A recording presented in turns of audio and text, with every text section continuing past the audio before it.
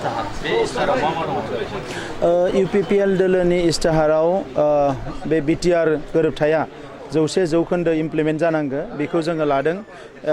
एनडिबिनि जि rehabilitation आरो बेजों लोगोसे एनडिबिआ जेलनिफ्राय ओंखारनांगौ बे खोथाफोरखौ जोङो लादों आरो बेजों लोगोसे जोंनि ओनसोलाव हेल्थ सेक्टराव सोलोंथाइनि बिथिङाव आबादनि बिथिङाव आइजोफोरनि जौगानायनि बिथिङाव युथफोरनि जौगानायनि बिथिङाव बिभिन्न माखासे हाबाफारिफोरखौ बेवहाय लानाय जादों।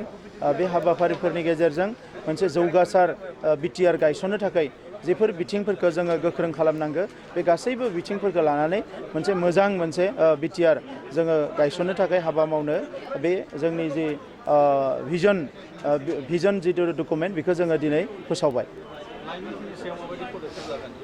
लाइमोनफोरनि थाखायनो गुबैयै मोननै जोङो गोख्रों बेवहाय आयदा लादों। मोनसेया जाहैबाय गोग्गो सोलोंथाइ मोननांगौ, गुबुन मोनसेया जाबाय बोसोरसेयाव 1 लाख, बोसोरबायाव 5 लाख जोंनि साख्रि बाख्रि गैजायै लाइमोनफोरखौ जोङो एंगेजमेन्ट होनो एमप्लयमेन्ट होनायनि बेबस्था खालामनो थाखाय जोङो बेवहाय सानदों आरो बे प्रजेक्ट आरो बेखौ जों अलरेडि बानायबाय।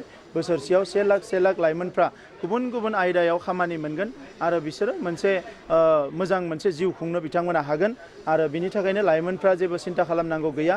17 बोसोराव बिपिएफआ हाग्रामाया लाइमोनफोरखौ थगायबाय, फरायसाफोरखौ थगायबाय आरो जोंनि सरकार फैनाय लोगो लोगो गासैबो लाइमोनफोरखौ जोङो मोनसे मोजां जिउ खुंनो थाखाय मोजां केरियार दानो थाखाय जोङो बिथांमोनखौ फारफ्रोमबो बिथिंनिफ्राय मदद खालामगोन।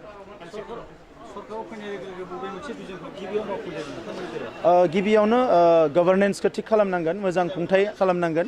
खुंथायखौ हाग्रामा महिलारि बिथाङा थांनाय 17 बोसोराव गासैबो बिथिंनिफ्राय कराप्ट खालामनानै सोबख'नाय नासयनाय बेखौल' बिथाङा सिगाङाव लाबोनानै गासैबो सिस्टेमखौ बिथाङा धंस' खालामबाय। दा बे सिस्टेमखौ मोजां खालामफिननो थाखाय जोङो फार्स्ट सरकाराव फैनाय लोगो लोगो बे खामानिखौ मावग्रोगोन। Thank you.